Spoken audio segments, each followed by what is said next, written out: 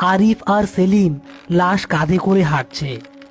চারপাশটা নিস্তব্ধ, শুধু তাদের পায়ের শব্দ আর বাঁশের খাটিয়ার ক্যাচ ক্যাচ আওয়াজ শোনা যাচ্ছে। সাঁকোর নিচে পানি নেই বললেই চলে, শুধু কাদা আর কচুরিপানা। কিন্তু তারা সাঁকোর মাঝখানে আসতেই নিচ থেকে কেমন একটা ছপ ছপ শব্দ শুরু হলো। উস্তাদ, খালের নিচে কি মানুষ নামছে নাকি? আওয়াজ পান? নিচে তাকাবি না সেলিম, নজর সোজা রাখ। জিন ভূত পানির আড়ালে থাকে, ওগোদিকে তাকাইলে ওরা ঘাড়ে চাপে। হঠাৎ সাঁকোটা প্রবলভাবে দুলে উঠল।